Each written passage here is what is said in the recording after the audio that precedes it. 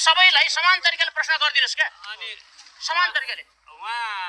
आन्दोलनकारी हो होइन होइन म घरमा लगेर मिडिया लिएर कुरा गर न के ठिक छ तपाईँलाई चित्त बुझेन म हिँड्छु नि त आन्दोलनकारी हो सभातर्नेल होइन म हिँड्दै गरेको त्यो एकजना भाइको टोली राखेर देखेर मैले सोधेँ होइन दाइ होइन होइन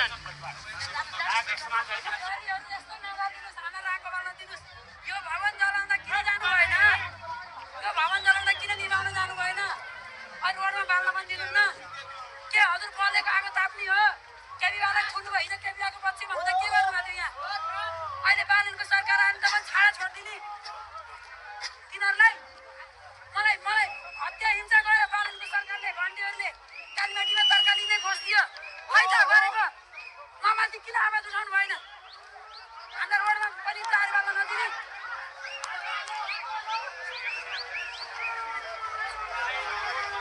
प्रहरी दमन मुर्दाबाद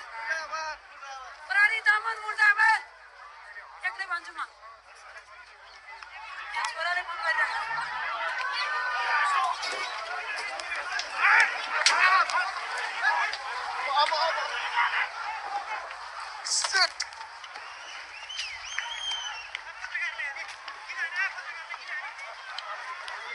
पत्रकारलाई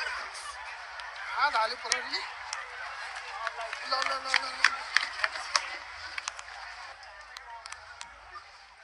कस्तो जोडले हाने राम्रैसँग खै दाजु काम त भने नि भागौँ है भागौँ ल ल ल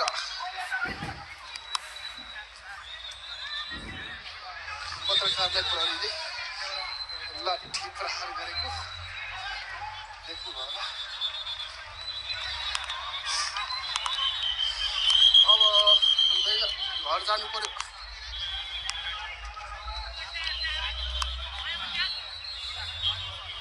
यस्तो छ हालत एकदमै सुरक्षित भएर ढुङ्गामुढा आउन सक्ने सम्भावित ढुङ्गामुढालाई पनि मध्यनजर गर्दै अगाडि बढेको छ प्रहरीको टोली तपाईँले देखिराख्नु भएको छ यति बेला कुनै फिल्मी दृश्यभन्दा कम छैन दर्शक महानुभावहरू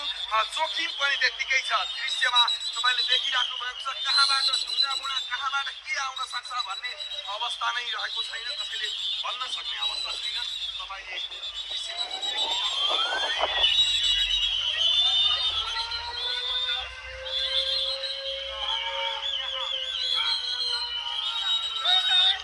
अब चाहिँ फाइनल लडाइँ भए जस्तो है पोजिसनमा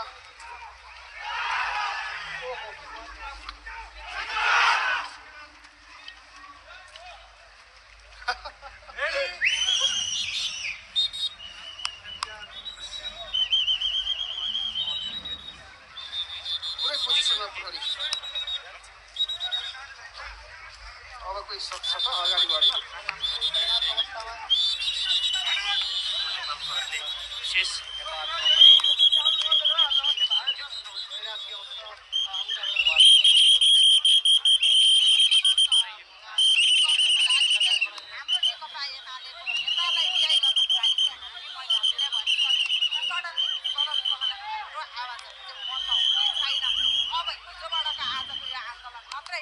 जति अघि मलाई पत्रकार साथीहरूले सोधिराख्नु भएको थियो आन्दोलनमा हट्यो भन्नुभएको थियो तपाईँहरूले काम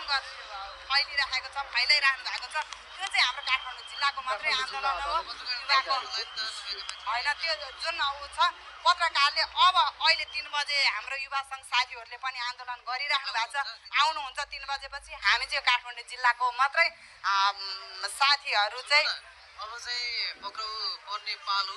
मैस बस्नेतको भन्ने कुरा छ्यापछ्याप्ती आइरहेछ मैस बस्नेतको गल्ती हुन पर्यो होला नि त सरकारमा हिजो शोभा पाठक बलात्कारको मुद्दा गर्दा हिजो शोभा